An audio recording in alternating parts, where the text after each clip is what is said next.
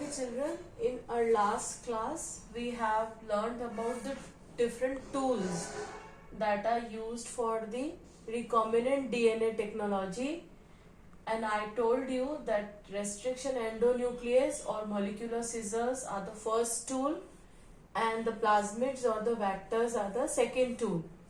And we started with detailed account about restriction endonuclease or molecular scissors. I have given you the brief account about the history of restriction endonuclease with example that HIND2 was the first restriction endonuclease enzyme that was isolated from Haemophilus influenzae bacteria.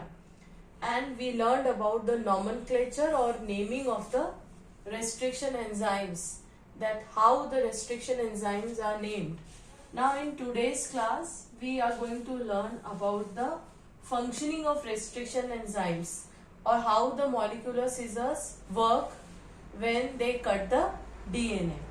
So these are the steps that are given which are followed in order to do genetical modification, or whenever a GMO, that is genetic modified organism, is to be produced, these steps need to be followed. So the first step is identification of DNA with desirable gene or gene of interest, right? Introduction of gene of interest into the host.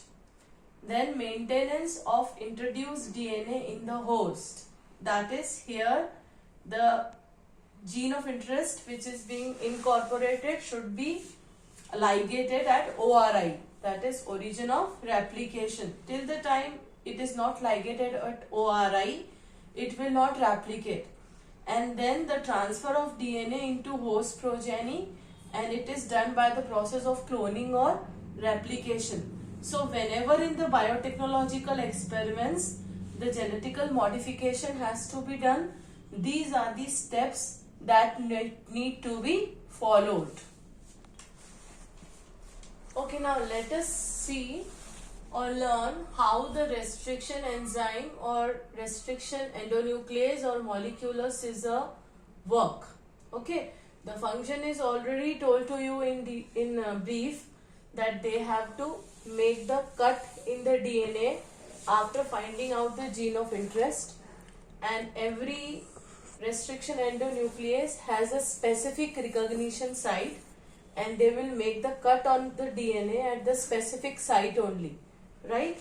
So the first thing that the restriction endonuclease is going to do is it will inspect the length of DNA and it will find out its specific recognition sequence. So if the strand is having the 20 nucleotides, then the first step will be that this restriction endonuclease is going to inspect this complete strand, and it will identify the specific recognition site, and wherever it will find the specific recognition site, it will make the cut there. That is the first step. Now next, after identification, the cut in the DNA is made, and cut is made where? In the sugar phosphate backbone. Okay. Now let us see this recognition sequence. There is another term that is used for this recognition sequence, that is palindromic nucleotide sequence. Now in English, the palindrome means the word which spells same when you read it from right to left and left to right. So see Malayalam. If you read Malayalam from left to right, the spelling is the same. If you say it from right to left, then also its spelling is the same. So this is the definition of palindrome in terms of English. That is ulta सीधा एक समान, Dalda, right? Hindi में Dalda is a word जिसको हम पढ़ते हैं तो उल्टा सीधा एक समान. So in English palindrome means the word which reads same from right to left and left to right. Now same palindromic definition we are going to apply to DNA, right? So here in terms of DNA, the palindrome is a sequence of base pair that reads same on the two strands when the orientation of reading is kept same. So this is the example of palindrome sequence. See children, I am reading this trend with orientation 5 dash to 3 dash. See, GAATTC. Now again if I read it from orientation 5 dash to 3 dash, then GAATTC.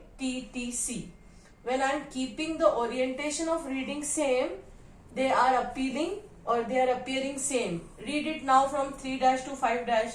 CTTAAG. Again keep the orientation of reading same. CTTAAG. So in terms of DNA, palindrome is a sequence of pair that reads same on the two strands when the orientation of reading is kept same. Okay children?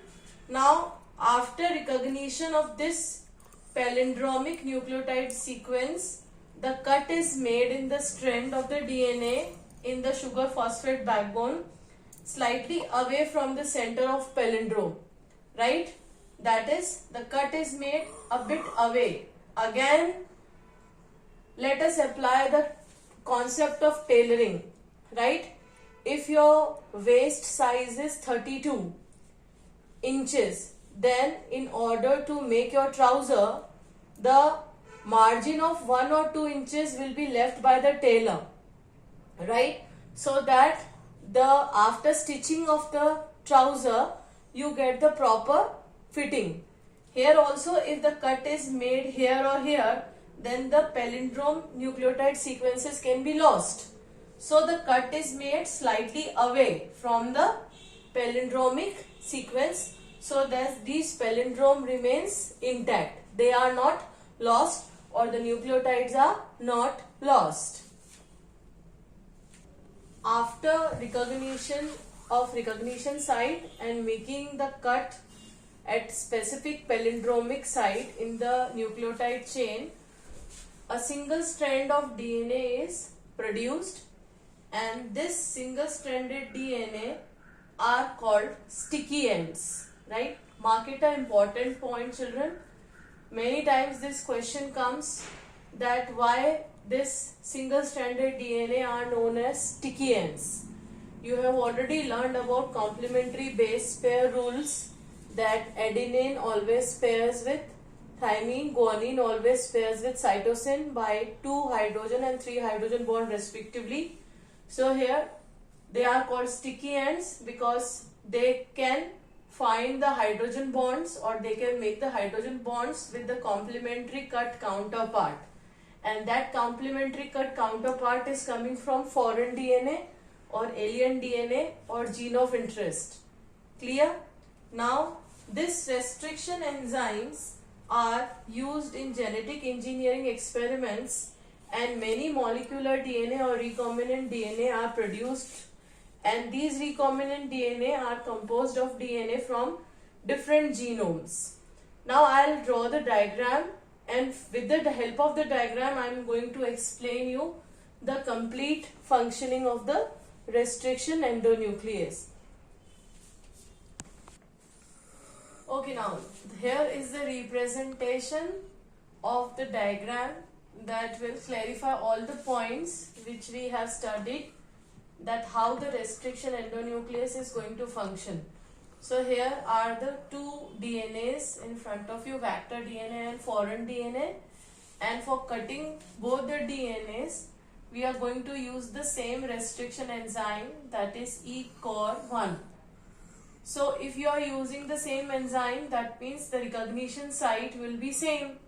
So what this ECOR1 will do, it will inspect the DNA, that is the vector DNA, and it will inspect the foreign DNA also, and it will find the recognition sequence. So see, the recognition sequence for the vector DNA and foreign DNA are the same, because the enzyme which we are using is the same. So the recognition sequence is going to be common.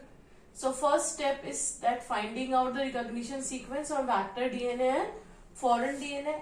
As soon as the recognition sequence is found, then there will be a cut in the nucleotide sequence slightly away. See, the cut is made here. See, you can see here. The cut is made slightly away from the palindromic sequence. See, this is the palindromic sequence. GAATTC. If this is 3 dash to 5 dash, this will be 3 dash to 5 dash. So GAATC. So this is the same palindromic sequence. Okay, children? Wait, there is a slide. Okay, see, these are the complementary base pairs. Guanine always pairs with cytosine. So see, these are the base pairing that are being followed here. So this is the palindrome sequence for the E-core1, and it has 5 base pairs that are listed here. So this is the cut is made slight away from the palindrome in the nucleotide backbone, right? And after cutting, you can see the single-stranded DNAs are produced. This is the single-stranded vector DNA. This is the single-stranded foreign DNA. And you will see the complementary base pairs are there. Since they are single-stranded, they are known as sticky ends. And we have already discussed that why they are known as sticky ends. Because these are complementary to each other. So they will join each other by framing the hydrogen bonds. That is, adenine will join with thymine, thymine will join with adenine, and cytosine is going to join with guanine by 2 and 3 hydrogen bonds respectively. Right? Now after this, you can see this figure. The vector DNA and foreign DNA are ligated by the enzyme DNA ligase, and the recombinant DNA is produced. And this recombinant DNA consists of 2 different sources, that is the vector DNA and foreign DNA, which is also called alien DNA or gene of interest. So here the point to be remembered is that for cutting the DNAs during the recombinant DNA technology, you will use the same restriction enzyme. Right? If I am using E-core for vector, I have to use the E-core for foreign DNA also. You cannot use HIND2 for this and E-core for this, because they have the different recognition sequence. Then under that condition, the sticky ends will have the different base pair sequences and they will not be able to pair up. So it is very important that the same molecular scissor is used for making the cut on the DNA whenever we are dealing with formation of recombinant DNA or genetic engineering experiments. First step was finding out the recognition site of palindrome sequence.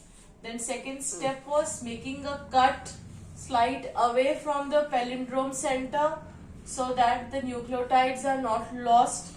The cut is made in the sugar phosphate backbone. Then after cutting, the single-stranded DNAs are there, which are called sticky ends. It is very important, children. Many times you are going to go through these diagrams. These diagram comes in the examination paper and they ask you to label the diagram and mention the steps that are involved. Generally, it comes for 3 marks also. It comes for 5 marks also in the board examination. And after the sticky ends are joining by hydrogen bonds, these complementary base pairs are joining. This is the recombinant DNA. Okay, children?